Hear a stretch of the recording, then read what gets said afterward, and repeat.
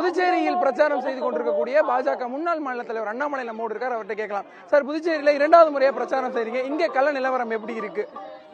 ஆனா புதுச்சேரியை பொறுத்தவரை மக்கள் மிக தெளிவாக இருக்கின்றார்கள். ஏன்னா நமக்கு தெரியும், ஒரு சிறப்பு அந்தஸ்து இருக்கக்கூடிய யூனிய பிரதேசம் அது. மத்திய அரசோடு எவ்வளவுக்கு எவ்வளவு இந்த மாநிலம் இணக்கமாக இருக்கின்றதோ அந்த அளவுக்கு வளர்ச்சி பாதை. 2004 14 வரை ஒரே ஒரு உதாரணம் சொல்ற கேளுங்க. 10 ஆண்டுகள் காங்கிரஸ் டெல்லியில் இருந்த பொழுது 9000 கோடி ரூபாய் நிதி பகிர்வு புதுச்சேரிக்கு வந்துச்சு, கிராண்ட் இன் எய்ட். மோடி ஐயா 2014 25 வரை 26,000 கோடி. 9,000 கோடி எங்க, 26,000 கோடி எங்க. அதனால புதுவை தெளிவா இருக்கிறாங்க. இங்கே டபுள் இன்ஜின் அரசு வேண்டும். மத்தியிலே மோடி ஐயா அவர்களும் புதுவையில வாழுகின்ற காமராஜராக இருக்கக்கூடிய என்ஆர் ஐயா அவர்களும் வேண்டும் என்பதில் தெல்ல தெளிவா இருக்கிறாங்க. அதுவும் இது ஒரு முக்கியமான தொகுதி. இந்த தொகுதியை பொறுத்தவரை ஸ்பீக்கராக இருக்கக்கூடிய அண்ணன் செல்வம் அவர்கள் போட்டியிடக்கூடிய தொகுதி. இதற்கு முன்பு ஒரு பெரும் வாக்கு வித்தியாசத்தில் வெற்றி பெற்ற தொகுதி. இந்த தொகுதியினுடைய வேட்பாளர் நேரடியாக முதலமைச்சர்கிட்ட பேசி எதையும் செய்யக்கூடிய வல்லமை படைத்தவர். அவர் புதுவையினுடைய ஸ்பீக்கராக மிக சிறப்பாக ஒரு எம்எல்ஏவாக இருந்தவர். அதனால எல்லா தொகுதியிலும் கூட ஒரு பெரிய அதிர்வு இருக்கு. இந்த முறை இன்னும் அதிகமாக ஒரு பெரும் வெற்றியை புதுவையில தேசிய ஜனநாயக கூட்டணி பெற இருக்கு. தேர்தலுக்கு 5 நாட்கள் தான் இருக்கு. இன்னைக்கு விஜய் வந்திருந்தாரு. இது ஒரு இணைந்த கூட்டணியில ஒரு சோர்ந்த கூட்டணி அப்படிங்கறத சொல்லியிருக்காரு. நம்மை வைத்து புதுச்சேரியில அரசியல் செய்ய பலரும் முன் வந்தாங்க அப்படிங்கறத தெரிவிச்சிருக்காரு. சரி, விஜய் அவர்கள் எத்தனை முறை புதுவைக்கு வந்திருக்கிறாங்க? புதுவையின் மீது உண்மையாலுமே அவருக்கு ஆசை இருக்குன்னா என்ஆர் ஐயா அவர்கள் தெரு தெருவாக வந்து கொண்டிருக்கின்றார்கள். நம்முடைய வாழுகின்ற காமராஜர் என்ஆர் ஐயா அவர்கள் ஒரு தெருவில் இருக்கிறாங்க. பாரத பிரதமர் நரேந்திர மோடி ஐயா அவர்கள் இந்தியாவுடைய பிரதமராக இருந்து விஜயை விட மிக அதிகமாக புதுவைக்கு வந்திருக்கிறாங்க. பிரதமர் வந்திருக்கிறாங்க. ஆனா விஜய் அவங்க சென்னையில் இருக்கிறாங்க. புதுவைக்கு எத்தனை முறை விஜய் வந்திருக்கிறாங்க? மக்களுக்கு தெரியும், உள்ள இருந்து வேலை பார்க்கிறவங்க யாரு, இணக்கமான அரசு வேண்டும்.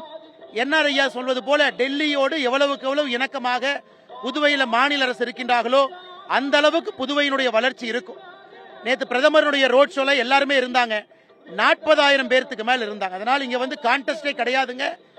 இன்னைக்கு ஆட்சியில் இருக்கக்கூடிய தேசிய ஜனநாயக கூட்டணி பெரும் வாக்கு வித்தியாசத்தில் 30 தொகுதியும் கூட இன்னைக்கு அனைத்து இந்திய அண்ணா திராவிட முன்னேற்ற கழகத்தினுடைய தொண்டர்கள் களத்தில் இருக்கிறாங்க.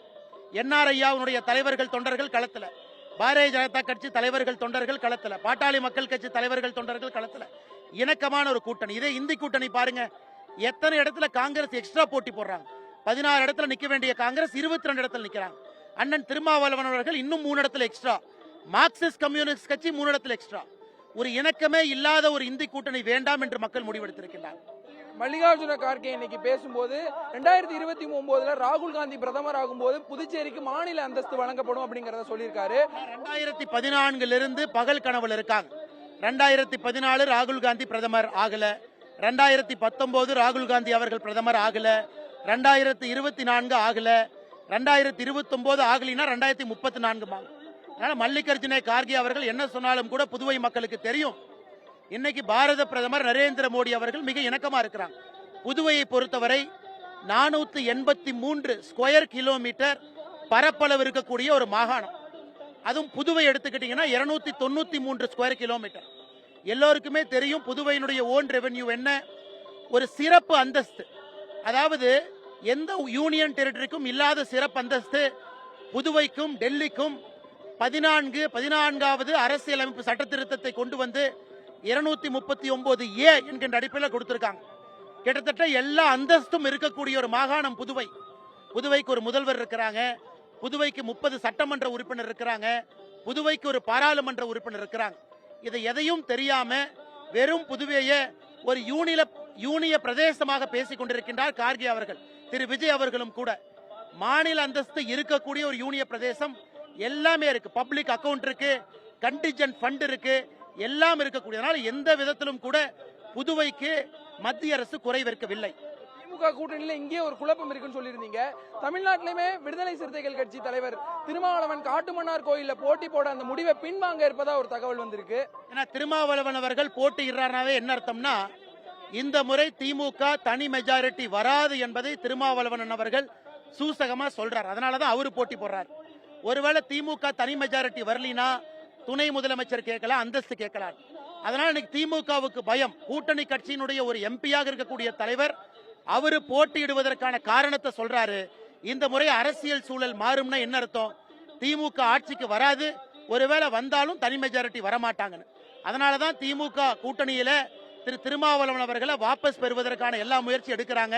இதிலிருந்தே மக்களுக்கு தெரியும், தமிழகத்தில் எப்பொழுதும் திமுகவினுடைய கூட்டணி ஆட்சிக்கு வராது என்பது திருமாவளவன் அவர்கள் போட்டியிடும் பொழுதே நமக்கு தெரியும். திருமாவளவன் என்ன, தோத்தா எம்பி, ஜெயிச்சா தானே எம்எல்ஏ, அந்த தைரியத்துல தான் திருமாவளவன் போட்டிடுறாங்க. இறுதியா ஒரே ஒரு கேள்வி, உங்கள்ட்ட இந்த கேள்வி கேட்காம போனா நல்லா இருக்காது.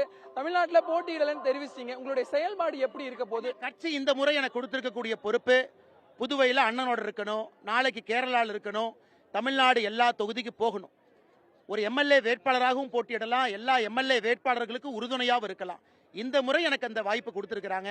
அடுத்த முறை கட்சி இன்னொன்று சொல்லும், அதை செய்வோங்கண்ணா. தேங்க்யூ.